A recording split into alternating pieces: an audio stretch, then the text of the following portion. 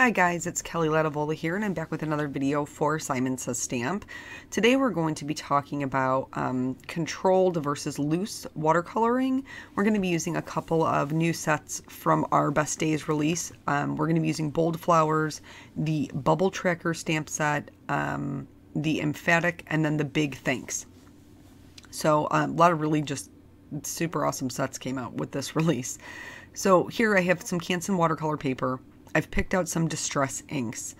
I will tell you that this particular technique that I'm doing, which is going to be watercoloring solid stamps, works. I find it works best with distress inks. You can use any kind of water-based medium that you can stamp with. So if you can, scribble on your marker or with markers, that would be totally fine. I am using distress inks. I have not tried this with oxides yet. But basically what you want to do is you want to ink up your stamp and then stamp off on a scrap piece of paper. You want to do second generation stamping for this because first generation stamping is almost impossible to blend out. And that is ultimately what we're trying to do here, is make this look like watercolor and not like a stamped image. So after I get them stamped down, I'm going to create a palette on my Ranger craft mat with the colors that I want to be using. And for this one, it's going to be picked raspberry and seedless preserves. I'm using a number 2 round brush from the Silver Brush Company because it's tiny and I know I'll be able to get into the small areas. But basically you want to wet your brush, blot off the bottom of the bristles, and then wet one petal.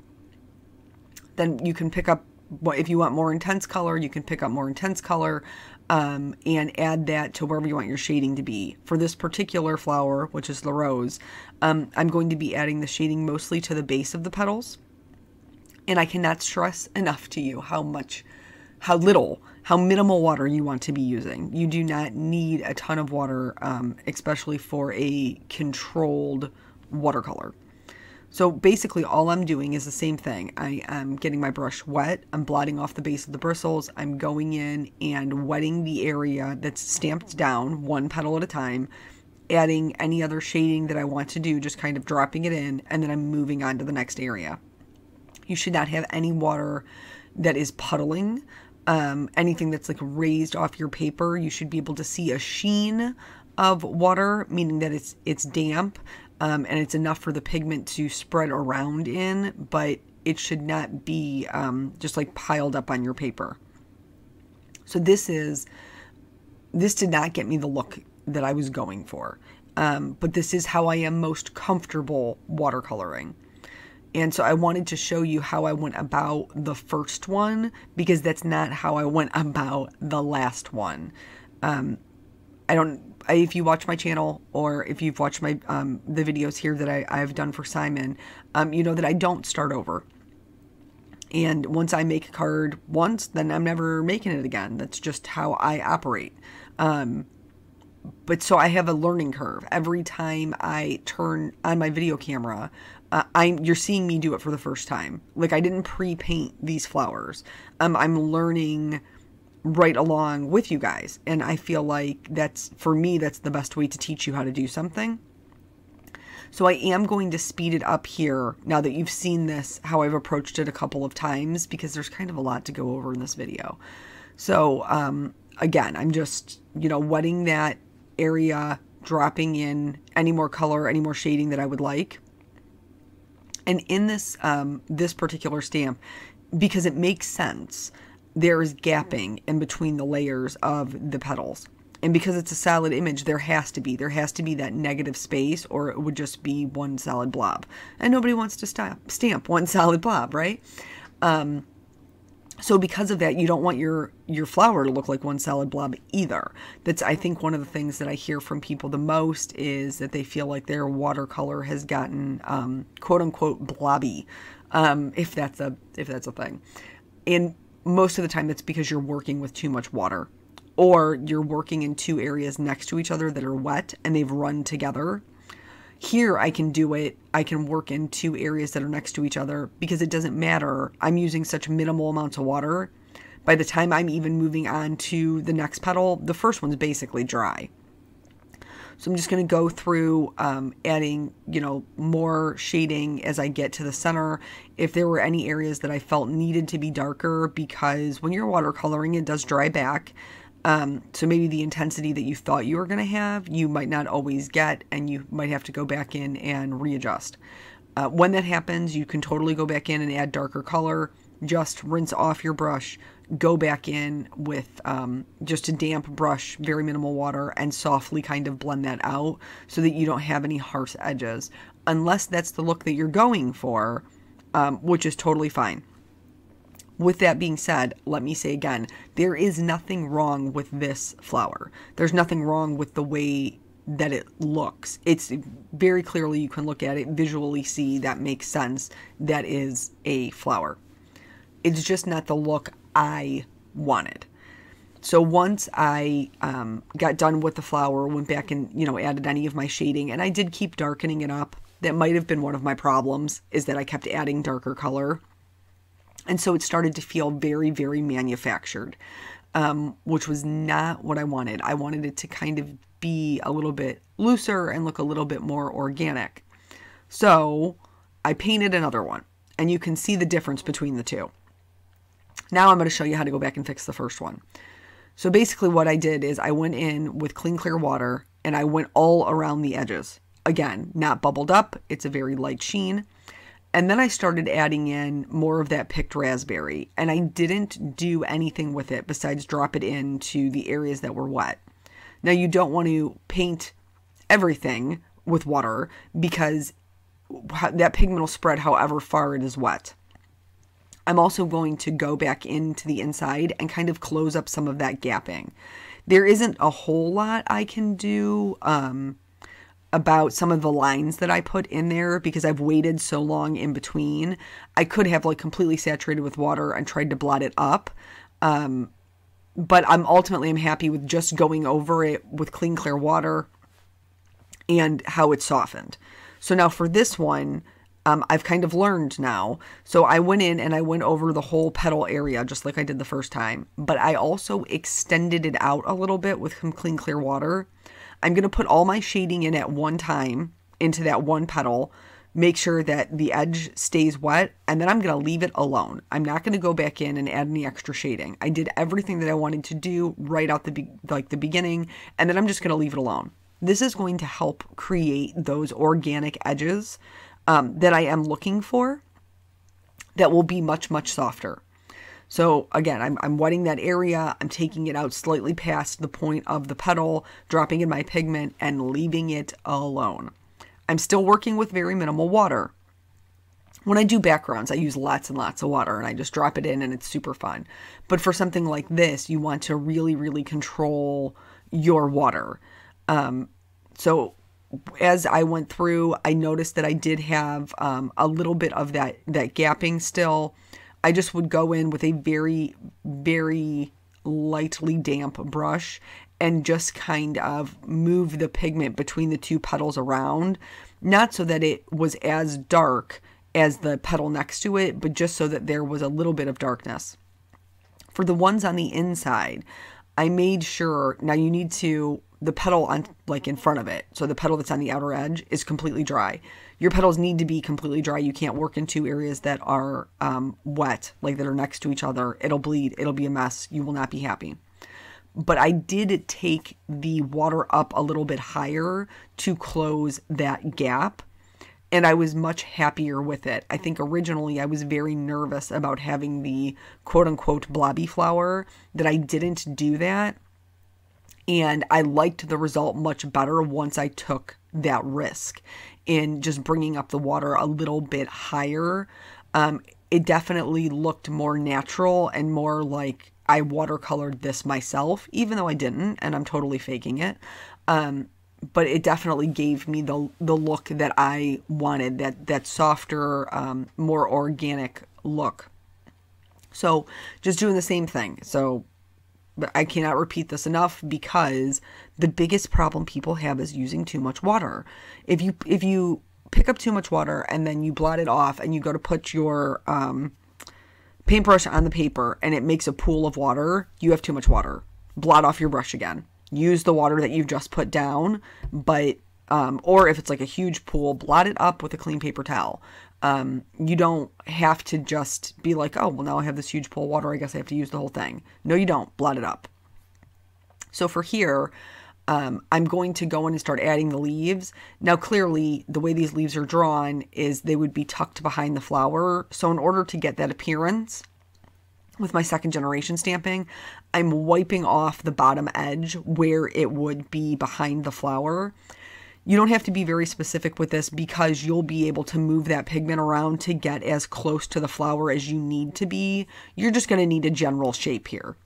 So I stamped it down, I wet the area, I again brought that water out a little bit farther so one side would have a softer edge. And I found my personal preference is that one side of a item, like this leaf, have a harder edge and one side be a little bit softer. I don't like when they're both soft because then to me it looks, I don't know, we're going back to the word blobby again. It just doesn't have enough definition. But I also don't necessarily, in this type of watercoloring, like them both to be hard edges because then it just doesn't look like it fits with the rest of it. Like I've made these roses so soft that there should be some soft areas in the leaves. So once I've done that, I added a little bit of shading to the base, and then I am going to go back in and add in those details. So the veins in the middle of the flowers. I did want to note here, because I put that leaf down, that one in the top right hand corner, because I put it down before I did the rest of my stamping, I had to alter my original setup. I had to put that yellow flower on the bottom even lower because I had already stamped that leaf. So if I had to do it all over again, I would not have stamped that leaf. I would have waited and tucked it behind.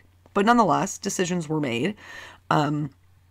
So here I stamped this in fossilized amber. I am adding shading to the base of the flower with more fossilized amber, but also some carved pumpkin because I thought that that would be just kind of pretty.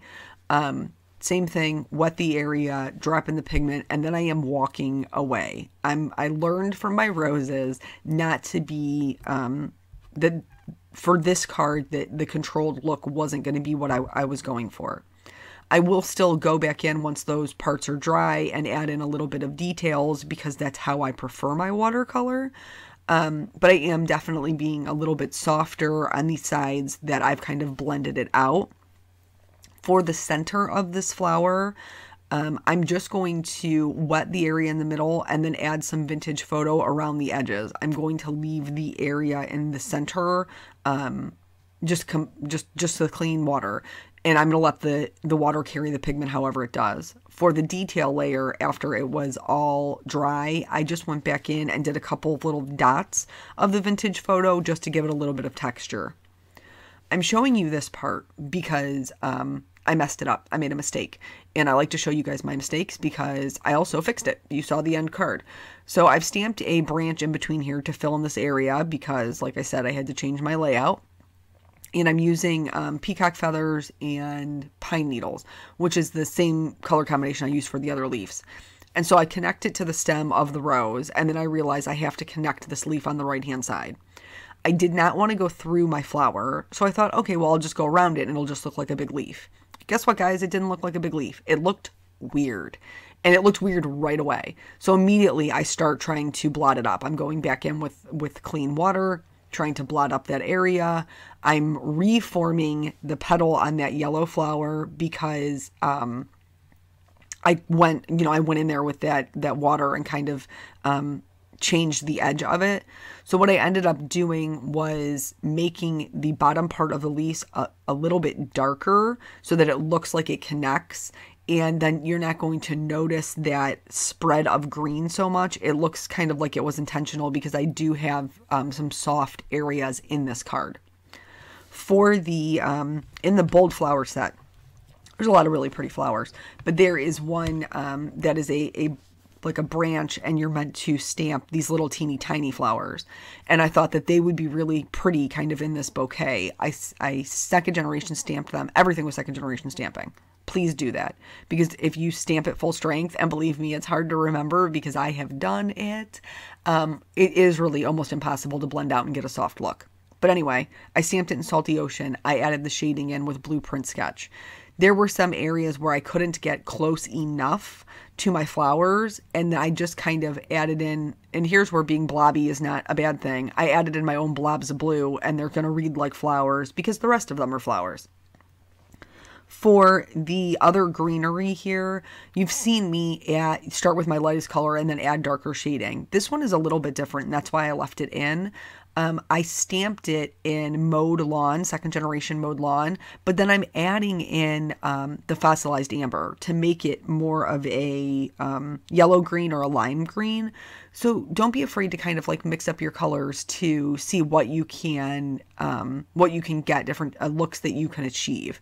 So after that, I drew in my stems, and I stuck mostly to like the mowed lawn for the yellow flowers and the branches of like, they're not baby's breath. Well, I don't think baby's breath comes in blue. I don't know. The little teeny tiny ones that are super cute.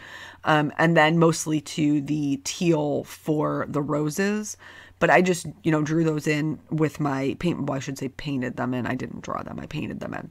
And then made some areas softer and some areas lighter, just like I did with everything else. So ultimately, this is the painted piece. I wanted to show you, I remember I showed you the Bubble Tracker stamp set, and I do love it. I fell in love with those hexagons. I wanted to show you how I did this, even though the stamping is so light. You can barely see it in real life, and you definitely can't see it in the photos. So, but if you wanted to do this, I wanted to show you how I did it. So I'm using Barely Beige ink because I didn't want it competing with my background. I'm going to tap some of the areas off with a wet baby wipe so that it's a little bit uneven. That's what I wanted. I didn't want perfectly shaped hexagons right up into the edge because I am generally masking. I'm not masking them specifically. So there is no hard edges there. And I wanted to make sure that I didn't have any hard edges with my background stamping. This color is so light, I did have to do it twice, but I purposely picked a light color because I didn't want that competition. Ultimately, I probably would have skipped that step if I had to do it all over again, because it probably wasn't worth it. But in real life, you can kind of see it. For the sentiment, I picked Sparrow ink. I thought that the dark brown would be complementary to kind of what I had going on there with the brown and the flowers. I did stamp it twice because I'm working on watercolor paper, and sometimes it's hard to get a good impression. So I stamped the thanks, and then I stamped the "You Are Ridiculously Thoughtful." I love the EMPHATIC set. Like the sentiments in it are great. So I just finished off the card with some clear sequins, and then that is the whole thing. So thank you guys so much for joining me. I hope that you have a wonderful week, and I will catch you on the next video. Bye.